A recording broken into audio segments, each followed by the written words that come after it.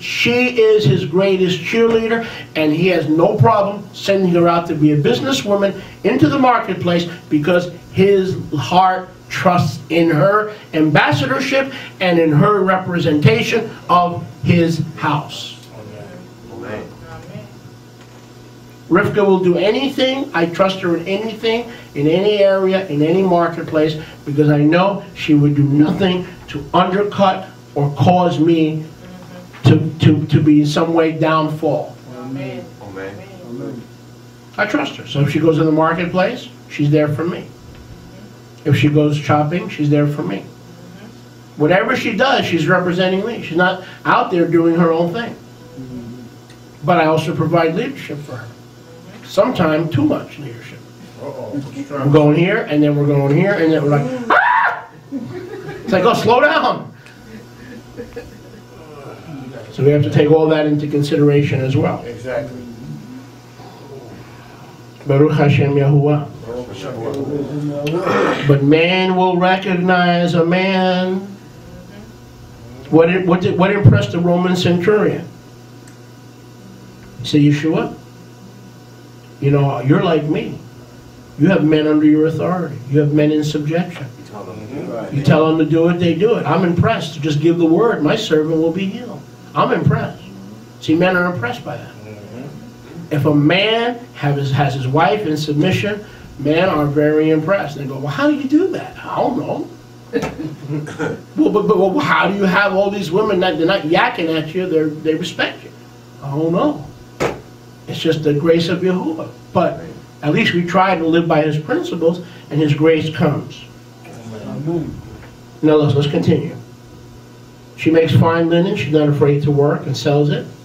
She delivers girdles to the merchandise, to the merchants. So she buys as well as sells. Yes, she's a multitasker. People say, well, I can't do that and that. I have ladies tell me all the time, well, I can't multitask. Well, then you're not an Eshet Chayil. Exactly. You need to learn how to multitask. Export and import. People say, well, some women tell me, I just have to concentrate on one task at a time. Ask any Kadosh woman. They know they have to multitask. It's night, they got to provide for the husbands and the children. They got to plan their next day going out to meet the merchants or to go out and sell the family's products to the marketplace to bring in income. And she's not going to let the snow stop her. She's not going to let people say that she's not liberated. She's not a modern woman. She's a slave of her husband. Listen, sweetheart, I'm going to say something that you're not going to like, but I'm going to say it anyway. You're going to have to be a slave to somebody, and the way Yahuwah has designed it, it is better to be a slave to a godly man than a slave to Big Brother, a sister wife if there ever was one.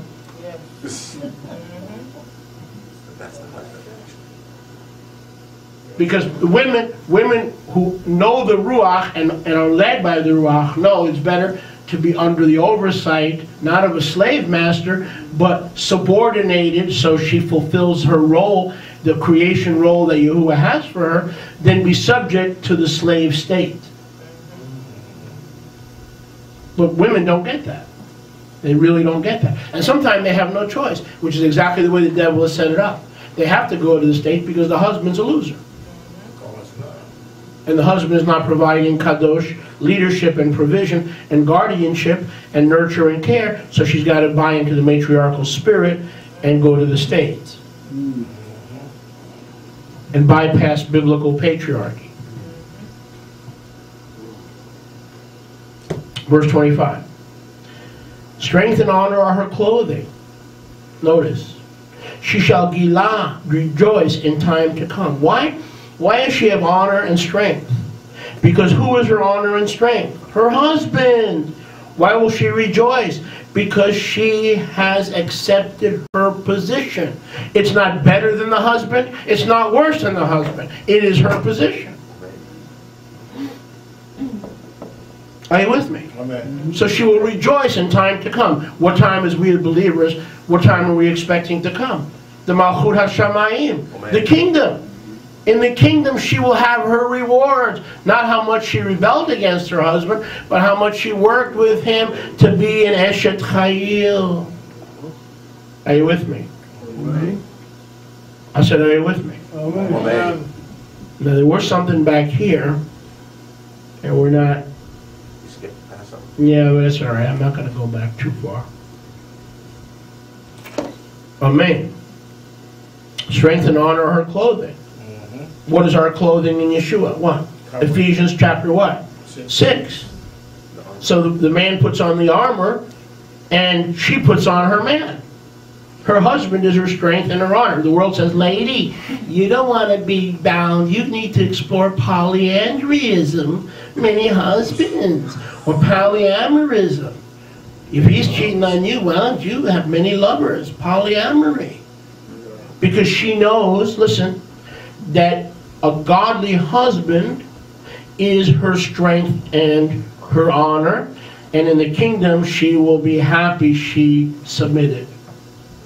Despite the pressure of families, despite the pressure of friends, in the time to come, the Atid Lavo, the millennial kingdom, she will be happy because of the leadership of the Kadosh man. She was able to enter the kingdom in a joyful and rejoicing manner, saying to the Master Yeshua, I fulfilled the role that you gave me.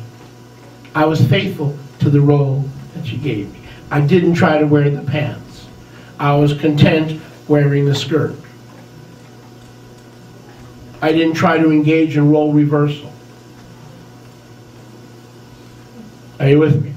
Amen. So a submitted woman will have rewards in this life as well as what else? The time to come. And Eshet Chayil. Who can find? Go back to verse 10. Do you know where we can find these women today? Facebook? Hopefully we can you up. Good luck. Hear what I said? Twitter? Where can we find these women? In the Kehillah. What is the Kehillah? The tribes of Israel.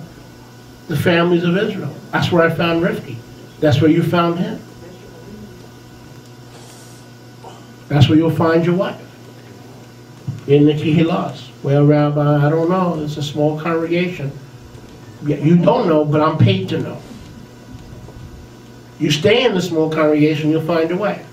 You leave the place Yahuwah has put you, and you'll find drek.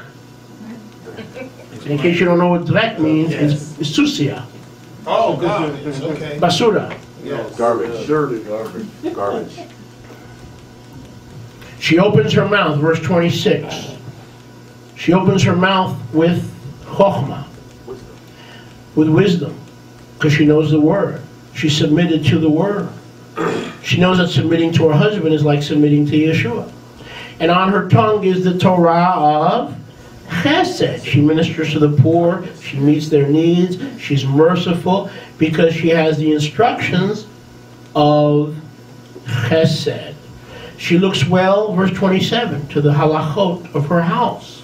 She does not eat the lechem, the bread of idleness. She's busy serving her husband and her family. She has no time to eat the bread of idleness. And she has no time to the ways of her own ways, but her preoccupation, look at verse 27, are the ways of her household. You can make the radio lower in the other room. No, it's right here. Please. Right where? It's here. Then shut that off here. It shouldn't be on here. Are you with me? Amen. She looks well to the ways that are her husband's ways, that are her children's ways. They have all things in common. The husband's not out there doing his thing. The wife's not out there doing her thing. The children aren't out there doing the gang thing or the street thing. They're all in the same way, in the same assembly, in the same path. How do you meet a godly woman or a godly man? Very simple. You're going to Zion. You're saved. You're obeying the Torah. I'm going to Zion. I'm saved. I obey the Torah. Hey, you mind if I grab your hand and we go together?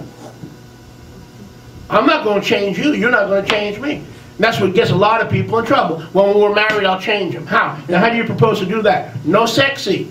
Honey, that's a good way to get killed. That's getting ready to get put out the same hour. The same hour. If I had a woman tell me that, you don't want to know. Because I lose my sanctification. Oh no, ain't gonna be no issue. You don't manipulate, you don't change nobody, and no time, no way, no how. It's the Ruach